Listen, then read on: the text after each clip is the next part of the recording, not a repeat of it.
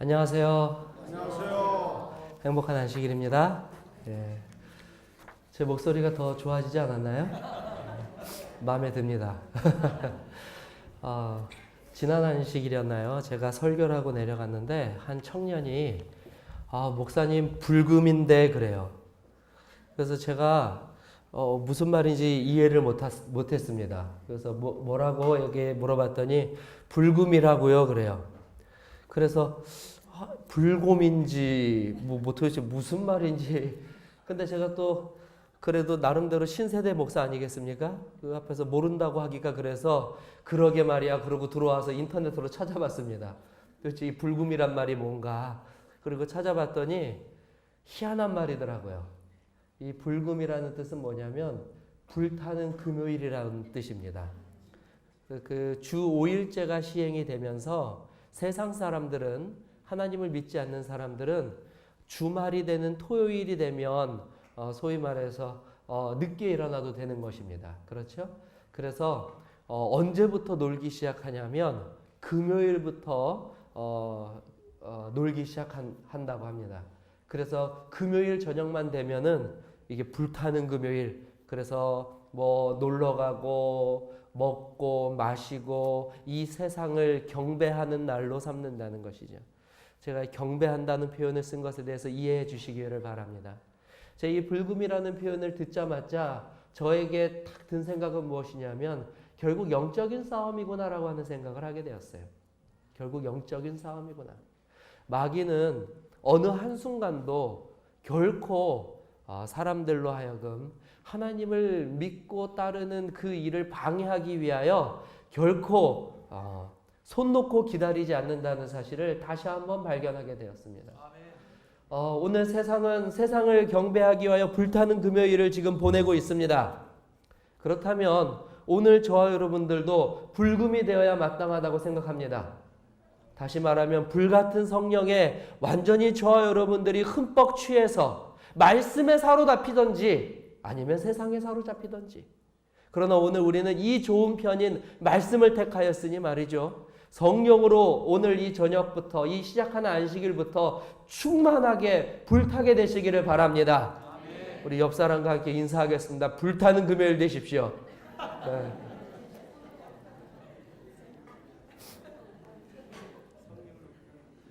성령 충만한 이 한 시간들이 되시기를 바랍니다. 자, 오늘 우리가 지난 10월 한 달 동안은 오늘도 물론 10월이지만요. 10월 한 달 동안 예수님의 재림 이후에 있을 사건들에 대해서 우리가 3번에 걸쳐서 말씀을 살펴보았습니다.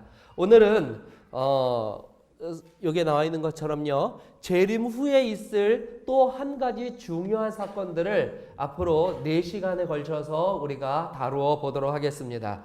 우리 한번 제목을 읽어볼까요? 읽겠습니다. 시작. 원입니다. 우리 집사님 정확하게 읽어주셔서 감사합니다. 1편입니다. 그래서 총 4편까지 우리가 예수님의 재림 이후에 있을 사건들에 대해서 우리가 다루고 있는 것입니다. 어떤 분들은 재림 이후에 있을 사건들인데 왜 천국과 지옥에 대해서 이야기하는지 혹 의아해 하시는 분들이 이 자리에 계실지도 모르겠습니다. 그러나 분명한 사실은 천국과 지옥은 재림 이후에 있을 사건들과 관련되어 있다는 것입니다. 저는 이 주제를 가지고 우리가 함께 말씀을 나눌 때에 기초부터 아주 천천히 그러나 자세히 이 말씀들을 살펴가기를 원합니다. 그래서 하루로 끝낼 수 있었지만 4편에 걸쳐서 아주 그 근본적인 것부터 차례대로 좀 살펴가기를 원합니다. 천국과 지옥. 흔히 말해서 우리가 천국과 지옥을 이야기하면 이렇게 이야기합니다. 한번 따라해 보겠습니다. 사후세계. 천국과 지옥하면 무엇이 떠오른다고요? 사후세계. 그래서 간혹 가다가 그 설교 제목을 볼 때 사후세계의 신비 혹은 사후세계에 있을 사건들, 이렇게 설교 제목을 정하는 제목들을 가끔 보게 됩니다. 무엇을 설명하려고요? 천국과 지옥을 설명하려고요. 그런데 엄밀한 의미에서는 천국과 지옥은 사후세계가 맞습니까? 틀립니까? 엄밀한 의미에서는요. 사후라는 것은 무엇이죠? 죽음 이후죠. 그렇다면 죽음 이후에 우리가 경험하게 될 세상이 천국과 지옥이다. 맞다 틀립니까? 이걸 좀 틀린 답이 나오기를 대신 바랬는데 다들 정답을 말씀해 주셔서 왜 틀리죠? 그렇죠. 맞습니다. 물론 모든 악인들은 사후 세계가 맞습니다. 그러나 의인들에게 있어서 몇몇 의인들에게는 살아서 천국과 하나님의 나라를 경험할 사람들이 있기 때문에, 그리고 이 자리에도 있기 때문에 이것을 사후 세계라고 말하는 것은 엄밀한 의미에서는 틀린 말인 것입니다. 그래서 우리가 성경에 있는 천국과 지옥을 배워야 되는 이유가 바로 여기에 있는 것입니다. 여기에 있는 것이에요. 사실 우리가 천국과 지옥처럼 많은 사람들이 대중적으로 잘 알고 있지만 많은 사람들이 크게 오해하고 있는 주제도 없습니다. 제가 많은 분들을 성경 공부를 이제 막 시켜보거든요. 이번 주에도 우리 천선미 자매님이 구도자 한 분을 더 데리고 오셨어요. 제가 항상 구도자가 오면 물어봅니다. 교회를 전에 다녀보신 적이 있습니까? 라고 물어보는데 이번에 같이 공부하는 분들은 교회를 다녀보신 적이 없으시대요. 그래도 그분들은 무엇은 알까요? 무엇은 알까요? 천국과 지옥은 알고 있어요. 제가 성경 공부를 하면서 그렇게 많은 질문을 받아봤지만 단 한 명도 천국이 무엇인지 지옥이 무엇인지 궁금해서 물어본 사람은 아무도 없었습니다. 그러므로 교회를 다니거나 하나님을 믿지 않는 사람도 무엇을 안다는 거예요? 천국과 지옥은 알고 있다는 것입니다. 그러나 놀라운 사실은 교회에 다니는 사람일지라도 천국과 지옥에 대해서 잘 알지 못하는 경우가 허다하다고 하는 것입니다. 그래서 성경을 공부할 때 천국과 지옥이라는 주제로 성경 공부를 하면 가장 많이 놀라는 주제가 무엇이에요? 또 이 천국과 지옥에 관한 가르침입니다. 왜냐하면 자기들이 생각하는 상식과 자기들이 판단하는 그 천국과 지옥이 너무나 다르고 아니기 때문에 그렇다고 하는 것입니다. 그래서 오늘 우리가 다루게 될 이 천국과 지옥에 대한 이야기들은 철저히 그 성경을 통한 우리가 하나님의 말씀을 통하여 성경의 말씀을 통하여 천국과 지옥을 조명하여 보고자 합니다. 자, 오늘 첫 번째 시간으로는요. 오늘 우리가 이 천국과 지옥에 대해서 먼저 나누기 전에 반드시 먼저 해결해야 될 주제가 있습니다. 조금 무거운 주제이기도 하지만 우리가 다뤄야 될 이 주제는 무엇이냐면 바로 이 죽음이라고 하는 주제입니다. 무엇이라고요? 죽음이라고 하는 주제입니다. 다 아시다시피 이번 주에 46살의 가수 신해철 씨가 갑자기 그가 죽음을 맞이함으로 인해서 많은 사람들이 슬퍼하고 그의 젊음, 그 안타까움에 대해서 애도하는 그와 같은 모습들을 우리가 많이 보았습니다. 그러나 사실 오늘 우리가 좀 생각해 볼 때에 이 46살 신해철이라고 하는 이 가수의 삶이 이처럼 허무하게 맞춰지는 것은 어떤 특별한 누군가에게만 일어나는 사건은 결코 아니라고 하는 것을 우리가 알 필요가 있는 것이죠. 사실 통계에 따르면 매일같이 전 세계에서 약 7만 명에 가까운 사람들이 죽음을 당하고 있다고 합니다. 오늘도 몇 명이 통계적으로는 평균적으로는 장례식을 치렀다고요? 바로 7만 명이요. 그 중에서 3만 명은 미국, 아메리카, 이 남미와 북미 쪽에서 3만 명이 이와 같은 일을 당하였고요. 또 아시아에서는 15,000명, 그리고 유럽에서는 10,000명, 아프리카에서는 15,000명. 이런 식으로 전 세계적으로 일어나고 있는 사건이 바로 이 죽음이라고 하는 것입니다. 우리나라에서도요. 오늘 죽음을 당한 사람이 있을까요? 우리나라에도 있습니다. 그 7만 명 중에서는 평균적으로 5%는 다른 이들에게 살해당하여서 죽음을 당한다고 합니다. 그리고 50%는 질병으로 인하여, 특별히 이 50%에서 20%는 여러 가지 희귀병, 우리가 알지 못하는 병들로 인하여 죽음을 당한다고 합니다. 그리고 또 이들 중에 놀라운 사실은 30%는 저도 이 통계를 보고 깜짝 놀랐는데요. 30%는 먹지 못해서 조금 날선말로 하면 굶어 죽는다고 합니다. 오늘도 7만 명 중에서 약 2만 명 가까운 사람들이 먹지 못해서 그들의 삶을 내려놓아야만 한다고 하는 사실이죠. 그 외에도 자살로 죽는 자들도 무려 20%나 된다고 합니다. 이렇게 따지고 보면 사실 이 죽음이라고 하는 것은 어떤 특별한 어쩌다가 있는 사건이 아니라 우리 주변에서 늘상 일어나고 있는 일이고 지금도 일어나고 있는 일이며 더 놀라운 사실은 나와도 전혀 무관하지 않는 사건이라고 하는 사실입니다.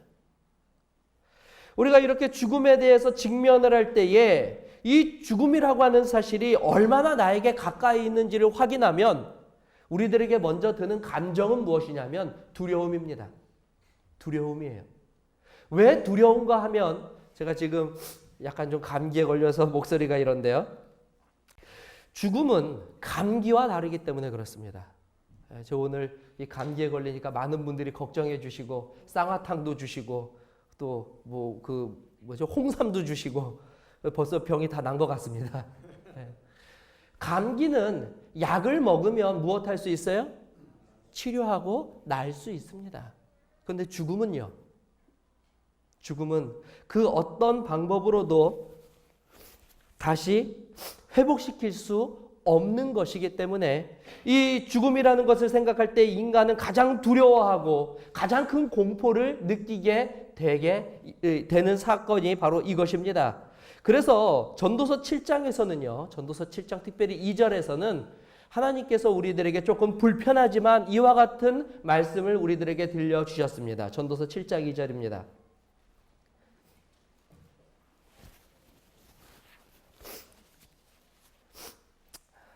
함께 읽겠습니다. 시작.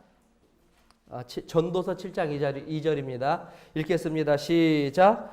초상집에 가는 것이 잔치집에 가는 것보다 나으니 모든 사람의 끝이 이와 같이 됨이라. 산 자는 이것을 마음에 둘지어다. 무엇하라고요? 살아있는 자들은 이 죽음이라고 하는 것을 마음에 두라고 말씀하고 있습니다. 그러므로 이것과 별개의 나에게는 일어나지 않는 사건이라고 너무 동떨어져서 생각하는 것은 성경적으로 볼 때는 그렇게 지혜로운 일이 아니라고 우리들에게 권면하여 주고 있는 것입니다. 성경은 무엇보다도 이 죽음이라고 하는 두려운 현실을 사람들이 제대로 직면하고 살아가기를 원합니다. 그럼에도 불구하고 오늘날 많은 이들은 마귀의 악한 유혹과 영향으로 인하여 이 죽음이라고 하는 것을 대수롭지 않게 여기는 경향들이 있습니다. 사실 입으로 꺼내기에도 무섭고 두려운 말임에도 불구하고 우리들은 틈만 열면 무슨 표현을 자꾸 쓰냐면 죽겠네. 오늘도 몇 번이나 써보셨어요, 이 단어를. 허리가 조금만 아파도 죽겠네. 감기에 조금만 걸려도 죽겠네. 밤만 조금 늦게 돼도 죽겠네. 버스만 좀 늦게 와도 죽겠네. 사실 이 말은 우리들의 인생에서 가장 멀리 해야 할 단어이고 가장 두려운 단어입니다. 근데 너무나 쉽게, 너무나 가볍게 쓰는 것은 바로 마귀가 우리들을 그렇게 유혹하고 또 마귀가 그토록 이 끔찍한 형벌에 대해서 대수롭지 않게 만들었다고 하는 것이죠. 그래서 심지어 이것을 웃기는 말로 사용하기도 합니다. 먹고 뭐 하자고요? 먹고 죽자. 마시고 죽자. 놀고 죽자. 먹으면 살아야죠. 그죠? 근데 왜 먹고 죽습니까? 이것은 우리들이 처해져 있는 형편이 어떠한지에 대한 그 끔찍한 상황에 대해서 잘못 오해하고 있는 것입니다. 사실 이런 일들이 너무나 비일비재해요. 그리스도인이라면 이와 같은 상황들을 바로 잡을 수 있는 명쾌한 판단력을 가지고 살아가야만 하는 것입니다. 제가 군대에 있을 때 가장 힘든 훈련 중에 하나가 무엇이었냐면 낙하산을 메고 내려오는 훈련 전에 이 공수훈련이라고 하는 훈련이 있습니다. 그 공수훈련은 군대에서 가장 힘든 훈련 중에 하나예요. 근데 이 공수훈련의 꽃은 무엇이냐면 막타워라고 하는 타워를 타는 것이 이 공수훈련의 꽃입니다. 이 막타워는 무엇이냐면요. 인간이 공포를 가장 많이 느낀다고 하는 11m의 이 막타워, 이 타워를 하나 세워 나왔습니다. 그리고 밑에서부터 이 군인들이 올라가요. 올라갈 때 잘 올라갈까요? 잘 못 올라갈까요? 군인들이 올라갈까요? 잘 못 올라갈까요? 한번 가보시면은 정답이 정확하게 나올 텐데요. 한 층 한 층 올라갈 때마다 그 두려움의 크기가 너무나 커지기 때문에 올라가는 것을 주저합니다. 그래서요, 이 막타워는 올라가는 층수마다 얼차려를 받아요. 한 층 올라갈 때마다 아주 심한 얼차려를 받습니다. 뭐 팔굽혀펴기도 하고 앞으로 치침 뒤로 치침도 하고 말이죠. 쪼그려 뛰기도 하고 그래서 정신없이 하고 정말 여기를 빨리 벗어나고 싶을 때 2층으로 올려보냅니다. 그리고 거기를 벗어나고 싶을 때 3층으로 올려보내요. 그래서 꼭대기까지 올려보냅니다. 억지로 올라가는 거예요. 등 떠밀려서 말이죠. 근데 막상 그렇게 등이 떠밀려서 올라와도 그 위에서 보면 말이죠. 도저히 뛸 용기가 안 납니다. 딱 줄 하나 여기에다 달고 있거든요. 줄 하나. 그러면 그 줄을 의지해서 그냥 뛰는 겁니다. 11m에서. 지금 생각해도 끔찍해요. 제가 군대 가기 전에 고소공포증이 없었거든요. 갔다 와서 고소공포증에 걸렸습니다. 요즘은 엘리베이터만 타도 가슴이 이렇게 콩닥콩닥거려요. 그때 막타워 생각이 나서 말이죠. 그런데 그 두려운 상황 속에서 사실 조교들이 어떻게 말을 해야 되냐면 지금 이 막타워에 설치된 이 줄은 강도가 어느 정도인데 어느 정도의 이 사람들이 매달려도 아주 이 튼튼하고 말이죠. 얼마나 이것이 안전하게 잘 되는 이런 거를 설명해도 모자랄 판국에 말이죠. 딱 한마디 합니다. 제가 지금도 잊지 못해요. 뭐라고 말하냐면 이렇게 딱 말해요. 한 번 죽지 두 번 죽냐. 뭐라고요? 한 번 죽지 두 번 죽냐. 그런데요, 놀라운 사실은 이 한 번 죽지 두 번 죽냐라는 말을 두고 뛰어요. 제가 지금까지도 이해 못하는 일입니다. 한 번 죽으면 누가 책임집니까? 안 그래요? 우리들의 인생에 있어서 죽음이라는 것은 다시는 되돌릴 수 없는 사건인데 한 번 죽지 두 번 죽냐 하면 더 겁이 나서 뛰어서는 안 되는데 사람들이 뛰더란 말이죠.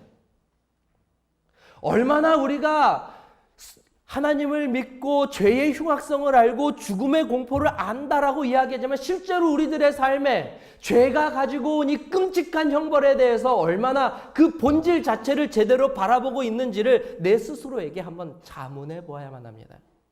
자문해 보아야만 해요. 정말 죽음은 나에게 가장 피하고 싶은 가장 공포스러운 일인가? 아니면 마귀가 온갖 나의 정신과 삶을 다 뒤집어 놓아서 그것들을 엉망진창으로 만들어버리지는 않았는지 한번 생각해 보아야 합니다. 그래서 가장 큰 문제는 오늘날 현대인들의 가장 큰 문제가 바로 여기에 있습니다. 현대인들이 가장 관심이 있는 것 중에 하나가 무엇이냐면 건강입니다. 그렇죠?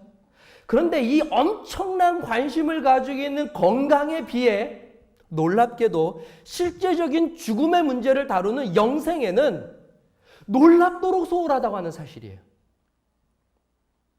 건강이라고 하면은 버선발로 달려나가서 세미나도 듣고 좋다는 음식도 먹고 뭐 별의별 일들을 다 하지만 영생이 있다고 하는 그 가르침에는 귀를 막고 도망가고 조금 더 나중에 그 일을 경험하겠다라고 오히려 사람들을 거절하는 일들이 우리들의 삶에 이루어지고 있다는 것은 참으로 아이러니하고 참으로 모순투성이의 일이 아닐 수가 없습니다.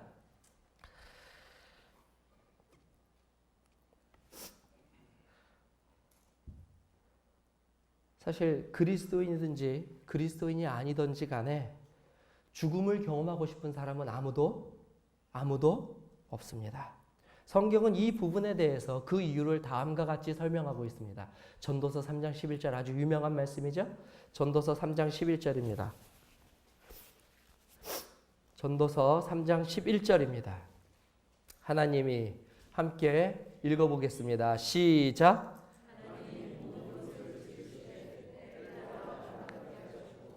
또 사람에게 영원을 사모하는 마음을 주셨느니라. 자, 이렇게 손을 해서 가슴에 한번 얹어볼까요? 여기에 무엇이 있습니까? 무엇이 느껴져요? 이 뛰고 있는 심장은 오늘 우리들에게 무엇을 가르쳐주고 있냐면 하나님께서 오늘 우리들에게 주신 이 심장은 영원히 뛰도록 설계하신 것이지 결코 어느 순간에 멈추도록 만든 것이 아니라는 것을 우리는 이 뛰는 심장을 통하여 하나님의 말씀을 통하여 확인해야 한다고 하는 사실입니다. 그것이 무엇이냐면 영생이에요. 영생. 그래서 사람을 창조하실 때 이 마음 속에, 이 심장 속에, 이 생각 속에, 사상 속에 영원을 어떠하는 마음이요? 놀랍게도 사모하는 마음을 주셨어요. 사모하는 마음을. 그래서 죽음을 경험하고 싶은 사람은 아무도 없다라고 우리가 이야기할 수 있는 것입니다. 그런데 죄가 무서운 이유는 이렇게 값지고 이렇게 소중하고 이렇게 감사한 하나님의 선물을 이 죄가 빼앗아 가 버렸기 때문에 바로 이 죄가 무섭고 끔찍하고 두려운 것입니다. 로마서 6장 23절 굳이 찾지 않아도 우리가 다 외우시죠? 간단하게 앞구절만 한번 우리가 따라해 보시기 바랍니다. 죄의 삭은 사망이요. 결국 죄가 우리들에게 무엇을 빼앗아 간 것입니까? 하나님께서 우리에게 주신 영생, 영원한 삶, 한낱 흙덩어리밖에 될 수 없었던 존재를 생명을 가지고 살아갈 수 있는 고귀한 존재로 만들어주신 그 하나님의 선물을 가져가 버린 것, 그것이 무엇이라고요? 그것이 바로 죄입니다. 그것이 바로 죄예요. 죄로 인하여 오늘 이 세상에 온갖 불치병들이 존재하게 되는 것이고, 죄로 인하여 미움이 발생하게 되는 것이고, 죄로 인하여 원치 않는 사고들이 발생하게 되는 것입니다. 그래서 아무리 정부가 안전 대책을 잘 세우고 아무리 의학기술이 정말 대단하게 크게 발전을 한다고 하여도, 그리고 우리가 매일같이 운동하고 건강법칙을 잘 지킨다고 하여도 우리는 이 죽음의 공포에서는 결코 벗어날 수가 없습니다. 왜냐하면 무엇을 먹고 무엇을 한다고 하여서 결코 우리가 얻을 수 있는 것이 영생이 아니기 때문에 그렇습니다. 네. 무슨 문제를 해결해야만 우리가 영생을 얻을 수 있다고요? 죄 때문에 무엇을 잃어버렸으니까요? 영생을 잃어버렸으니까요. 이 죄 문제를 해결하여야지만 우리가 영생을 얻을 수가 있습니다. 물론 조금 더 건강하게 오래 사는 것도 우리 하나님께서 우리 모두에게 주신 축복 중에 하나입니다. 우리는 그렇게 살기 위하여 노력해야만 하고 또 그와 같은 본을 보임으로 이 세상 사람들에게 하나님을 믿는 자들이 받는 아름다운 축복을 그들에게 보여주어야만 합니다. 그러나 그것을 영생과 착각하여서는 결코 안 됩니다. 지난번에 작년인가요? 재작년인가요?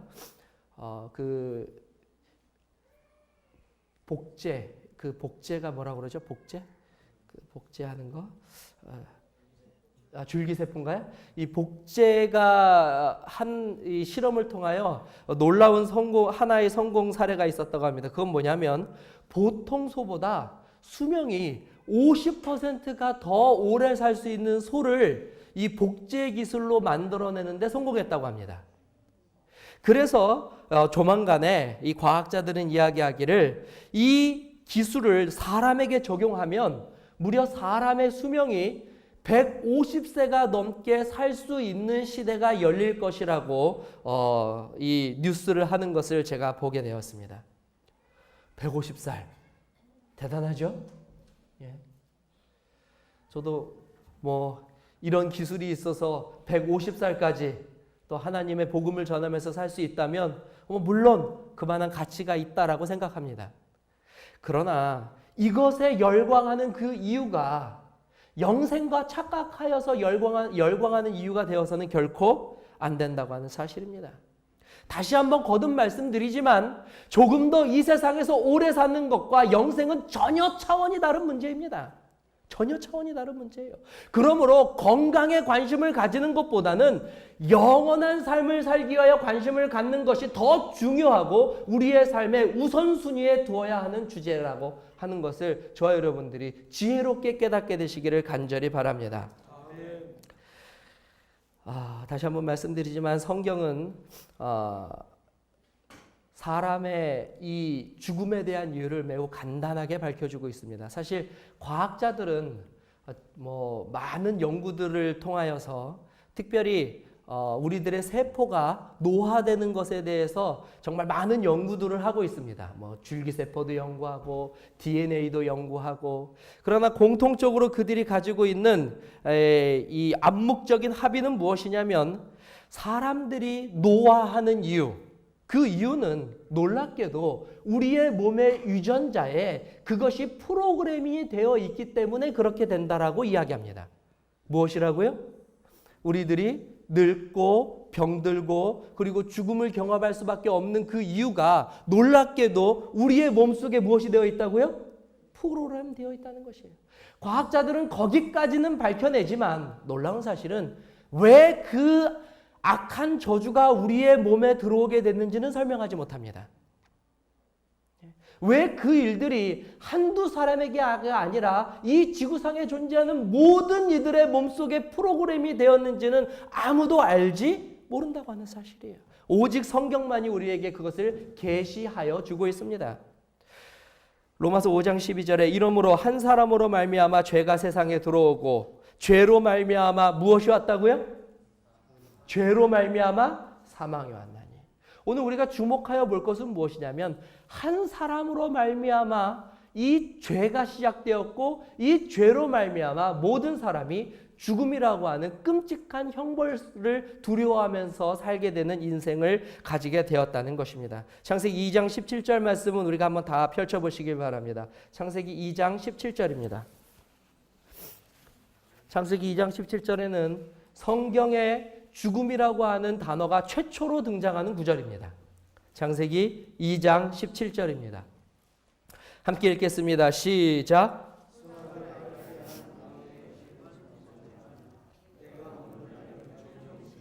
반드시 무엇하리라고요? 죽으리라. 누구의 명령입니까? 하나님의 명령이죠. 하나님의 명령은 선악을 알게 하는 나무의 열매를 먹게 되면 무엇하게 된다고요? 죽음을 경험하게 된다고 이야기하고 있습니다. 이것이 하나님의 명령이었습니다. 성경은 최초로 죽음이라고 하는 단어를 이렇게 말하고 있습니다. 그러나 아직은 아닙니다. 무엇이 아닙니까?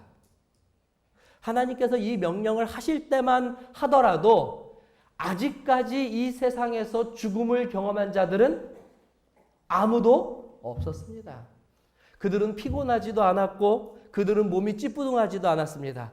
저처럼 감기 때문에 목소리가 가지도 않았고요. 콧물을 흘리지도 않았습니다. 단 한 번도 그런 경험을 해보지 못했어요. 늘 언제나 활기가 넘쳤고 활력이 넘쳤으며 그들의 컨디션은 늘 최고의 상태를 유지하였고 늘 기쁨과 감사에 충만한 하루하루 매 순간순간을 보내고 있었습니다. 비록 죽음을 나타내는 선악과가 그들의 눈앞에 있었을지라도요. 그것은 어디까지나 단어로만 존재했지 현실 속에서 이루어지는 사건은 아니었습니다. 우리가 성경절 하나만 더 읽도록 하겠습니다. 창세기 3장 4절입니다. 읽겠습니다. 시작. 너희가 결코 죽지 아니하리라. 하나님은 반드시 무엇한다고 했고요? 죽는다고 했고요. 마귀는 결코 죽지 않는다고 했습니다. 아직까지도 괜찮습니다. 아직까지도 괜찮아요. 이 두 말을 들었을 때도 여전히 그들은 활기가 넘치고 그들의 심장이 멈출 일은 절대로 없었습니다. 근데 놀라운 사실은 바로 이때 그 한 사람이라고 로마서 5장에 표현된 인류의 조상인 아담과 하와가 바로 이 선악과를 따서 먹는 사건이 발생하게 됩니다. 하나님은 반드시 죽는다 하였고 마귀는 결코 죽지 않는다고 하였습니다. 지금 마귀가 무엇하고 있는 것입니까? 마귀가 무엇하고 있는 것이죠? 이거 한번 따라해 보시기 바랍니다. 마귀가 사기치고 있다. 뭐하고 있습니까? 이게 사기입니다. 다른 것이 사기가 아니라 바로 이것이 사기입니다. 우리의 첫 조상에게 지금 거짓말하고 있습니다. 책임지지도 못할 존재가, 책임질 능력도 없는 존재가 마치 하나님처럼 말하고 명령하고 있는 것입니다. 그래서 지금 마귀가 사람에게 사기치고 있는데 이 사기를 우리의 인류의 첫 조상이 구분해내지 못하고 당하고 만 것이에요. 오늘도 우리는 수없이 이와 같은 마귀의 거짓말에 속아 넘어가면서 살아가고 있다는 것입니다. 왜 인류가 죽음이라고 하는 엄청난 사건을 경험하게 됐는가? 하나님의 명령이 아닌 마귀의 사기에 넘어갔기 때문에 그렇습니다. 다시 말하면 죄란 하나님의 명령을 듣지 않은 결과입니다. 다시요. 죄란 하나님의 명령을 듣지 않은 결과입니다. 다시 말하면 죄는 마귀의 사기에 속아 넘어간 결과입니다. 이 모든 것들을 저희는 하나님의 계시를 통하여 분명하게 깨달아 알았어요. 그렇다면 저와 여러분들이 죽음의 끔찍함을 알고 계시고 하나님께서 주시는 영생을 다시 회복하고 싶으시다면 정답은 분명하게 우리들 앞에 제시되어 있습니다. 죄를 멀리하게 되시기를 바랍니다. 다시 말하면 하나님의 명령에 순종하고 하나님의 말씀에 끝까지 붙들려 있는 저와 여러분들이 되시기를 주님의 이름으로 간절히 축원합니다. 어떠한 말로 마귀가 우리를 유혹하든지요. 그것이 아무리 보함직하고 그것이 아무리 우리들의 눈에 좋게 여겨지더라도 세상이 우리들에게 가져다주는 거짓이라면 과감하게 그것을 물리치실 수 있는 믿음과 능력을 소유하시는 저와 여러분 되시기를, 그리고 우리 모든 태능교회 되시기를 이 마지막 시대에 주님의 이름으로 간절히 기원합니다. 어떤 분들은 이런 말씀들을 자주 해요. 이번에 제가 성경 공부할 때도 그랬는데요. 제 첫 질문이, 우리 교인들에게 이 질문을 하면 사실 재미없어요. 우리 집사님 죄인이십니까? 그러면 말하면 1초도 망설이지 않고 뭐라고 답하세요? 그것도 너무나 당연하다든지 죄인입니다 그러세요. 근데 실제로 제가 이 구도자들을 성경을 공부를 시키면 지난주에도 우리 천선미 씨가 모시고 온 분에게 똑같은 질문을 했어요.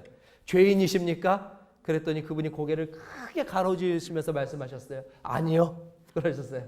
아니요. 죄인이 아니면 성경에서 죄의 싹시 사망이라고 하는 그 하나님의 진리를 받아들일 수가 없습니다. 그렇다면 왜 저와 여러분들은 죄인입니까? 왜 죄인이 아니십니까? 라고 물었을 때 교통법규 한번 어겨본 적이 없으시대요. 대단한 의인 아닙니까? 목사인 저도 교통법규를 참 많이 어겨봤는데요. 교회도 안 다니고 목사도 아니신데 무엇도 어겨본 적이 없다고요? 교통법규조차 어겨본 적이 없대요. 그러니 의인이라고 말할 만합니까? 의인이라고 말할 만해요? 아닙니다. 의인이라고 말할 만하지 못합니다. 한 분이 이야기하기를, 제가요, 사실 지금까지 지난 10년 동안 단 한 번도 다른 사람에게 해코지 한 번 한 적이 없습니다. 저는요, 거짓말 한 번도 한 적이 없고 심지어 누구를 미워해 본 적도 없습니다. 그런데 왜 저는 여기에 있어야 됩니까? 라고 말했습니다. 어디에 있었겠습니까? 어디에 있었을까요? 감옥에 있었습니다. 이분이 왜 감옥에 들어가게 됐냐면 사회에 아주 끔찍한 무리를 일으키고 거기에 들어갔어요. 근데 어느 때부터요?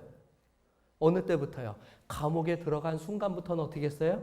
거짓말도 안 하고 다른 사람 비방도 안 하고 미워하지도 않았어요. 그래서 주장하기를, 내가 감옥에 들어온 순간부터는 나쁜 짓을 하나도 안 했는데 내가 왜 죄인이냐? 난 나가야 된다라고 주장하면 맞습니까? 틀립니까? 맞습니까? 틀립니까? 틀립니다. 그가 아무리 감옥 안에서 선하고 의롭게 살았다고 할지라도 그를 감옥에 집어넣은 죄를 해결하지 않는 이상 그는 결국 감옥에서 나올 수가 없습니다. 오늘 왜 우리들이 교통법규 한 번 어기지 않았는데 죄인인가? 이미 하나님의 말씀을 어기고 이 죄악된 세상에 존재하는 존재이기 때문에 그렇습니다. 우리 한번 성경절 하나 읽도록 하겠습니다. 시편 51편 5절입니다. 시편 51편 5절입니다.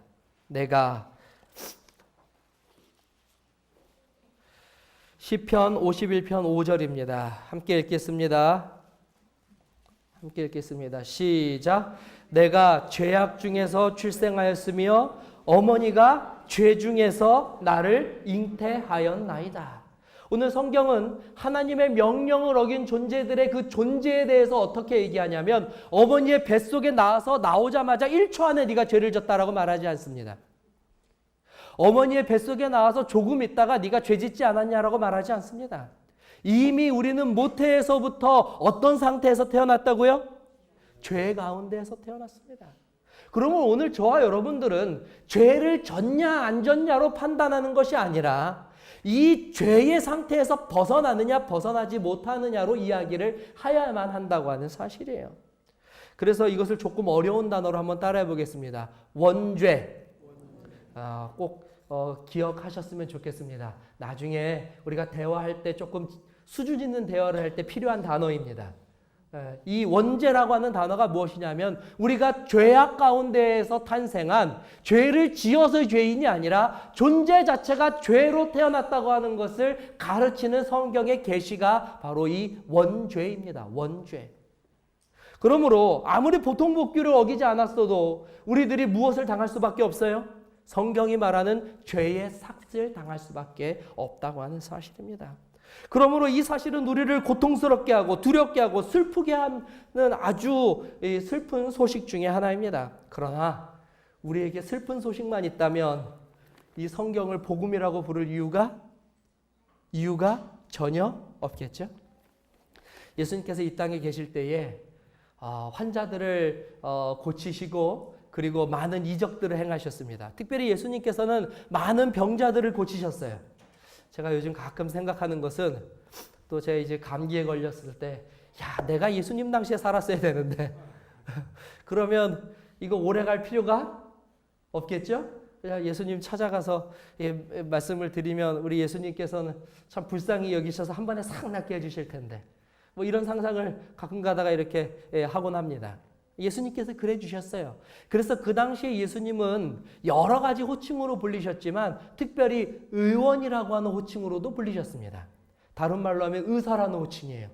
뭐 면허는 없으셨지만 정말 많은 환자들을 고치셨기 때문에 의사, 의원, 크신 의원으로 예수님이 불려지기도 하였습니다. 그날도 예수님께서 환자들을 고치고 계셨어요. 그래서 많은 사람들이 예수님께 환자를 보이려고 왔습니다. 그 중에 한 환자가 있었는데요. 이 환자는 스스로 움직일 수 없는 환자였어요. 그래서 친구 4명이 이 성경에는 중풍병이라고 나와 있는데요. 이 중풍병에 걸린 친구를 데리고 업고 끌고 해가지고 어디까지 데리고 왔냐면 예수님이 있는 곳까지 데리고 왔습니다. 근데 막상 오니까 예수님께 가까이 갈 수가 있어요, 없어요?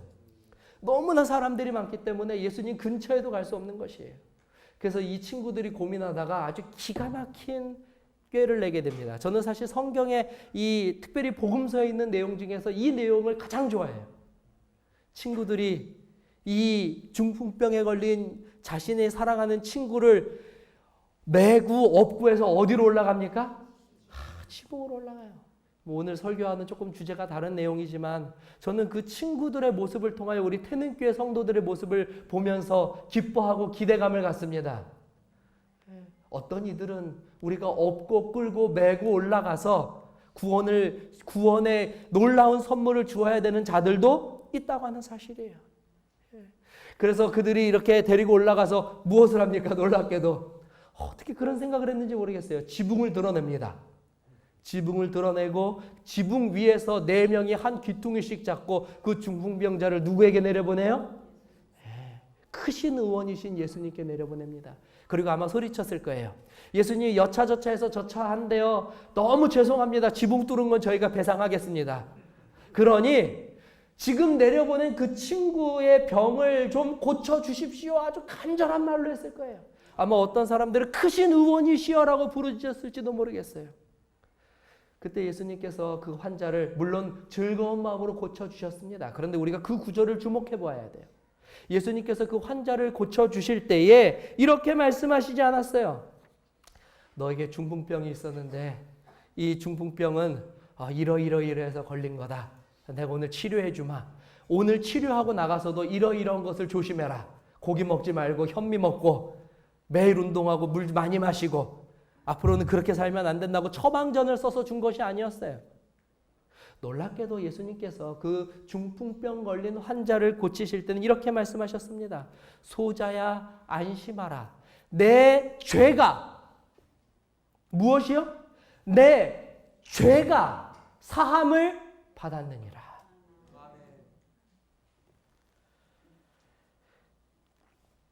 지금 예수님은요, 중풍병을 건드리시는 것이 아니라 이 사람의 죄 문제를 건들고 계십니다. 다시 말하면 중풍병을 고치는 전문가가 아니라 예수님은 죄 문제를 다루실 수 있는 전능하신 능력이 계신 분이라고 오늘 스스로 나타내고 계시는 장면입니다. 이것에 주목하여 주시기를 바랍니다. 인류의 역사상 누가 감히 죄 문제를 건드린 의원이 있습니까? 중풍병을 고쳐준 명의는 있을지 모릅니다. 감기를 하루 만에 고쳐준 놀라운 의사들이 있을지도 모릅니다. 그러나 죄 문제를, 다시 말하면 이 병이 걸리게 된 그 유전자의 그 능력을 바꿀 수 있는 그 능력을 가지신, 그것을 선포하신 분은 인류 역사상 오직 이 예수 한 분밖에 없다는 것을 주목하여 바라보게 되시기를 간절히 바랍니다. 예수님께서는 말씀하십니다. 인자가 땅에서 죄를 사하는 권세가 있는 줄을 너희에게 알게 하려 하노라 라고 말씀하셨어요. 많은 사람들이 의아해했기 때문에 그렇습니다. 아니, 병을 고치면 그냥 병만 고칠 것이지 감히 무엇을 사한다고 이야기한다고요? 감히 죄를 사한다고 하면 그렇게 필요 없는 말을 할 필요가 없는데 왜 그런 말을 하는가? 그 주변에 있는 자들이 의심하였기 때문에 예수님께서 공개적으로 말씀하셨어요. 인자가 땅에서 죄를 사하는 권세가 있는 줄을 너희에게 알게 하려 하노라. 알게 되시기를 바랍니다. 발견하게 되시기를 바랍니다. 오늘 설교를 잘 들으셨다면 이 예수님의 능력이 바로 나에게, 죄 가운데 태어난 우리들에게 어떤 의미가 있는 것인지를 깊이 생각해 보게 되시기를, 또 깊이 묵상해 보게 되시기를 간절히 바랍니다. 놓치지 않게 되시기를 바랍니다. 지금 죄를 사하는 이 예수님을 결코 우리들의 시선에서 놓치지 않게 되시기를 주님의 이름으로 간절히 기원합니다. 그분이 우리가 믿고 있는 바로 예수 그리스도이십니다. 세상을 사는 동안 무엇을 가장 바라고 사시겠습니까? 산삼을 먹으시겠습니까? 황토집에서 주무시겠습니까? 온갖 몸에 좋다고 하는 각종 건강 정보들을 섭렵하여서 사시겠습니까? 정말 중요한 것이 무엇입니까? 오늘 중풍병자에게 죄를 사하여 주신 예수 그리스도를, 이 능력을 저와 여러분들이 굳게 붙잡게 되기를 간절히 바랍니다. 잠깐 태어나서 안개처럼 사라져버릴 우리 인생의 가장 바랄 만한 소망은 바로 예수 그리스도 한 분밖에 없는 것입니다. 천국이란 무엇입니까? 이제 우리 주제로 좀 넘어가겠습니다. 천국이란 무엇입니까? 바로 이 능력을 경험한 자들이 모인 곳이 천국입니다. 천국이란 병을 고친 자들이 모인 것이 아니라 죄 문제를 해결한 자들이 모인 곳이 바로 천국입니다. 그렇다면 지옥이란 무엇입니까? 큰 병에 걸려서 나쁜 일을 많이 한 사람들이 가는 곳이 지옥이 아닙니다. 예수 그리스도를 그들의 시야에서 비껴나가게 하고 하나님의 명령과 말씀을 오늘도 어기면서 살아가고 가장 중요한 인생의 순위를 잘못 알고 살아가는 자들이 결국 거하게 될 장소, 그곳이 바로 지옥입니다. 오늘 저와 여러분들은 천국을 사모하게 되시는 태능 모든 성도님들이 되시기를 간절히 바랍니다. 그래서 주님께서 우리들에게 역사하시는 그날에 우리들이 가지고 있는 이 죄의 저주, 죄의 프로그램이 모두 벗어버린 그 날에 다시는 감기에 걸리지 않고 다시는 활기가 떨어지지 않고 몸이 찌뿌둥하게 일어나는 일이 다시는 없는 그 나라에서 저와 여러분들이 영원한 삶을 살게 되시기를 간절히 바라면서 오늘 말씀을 마치도록 하겠습니다.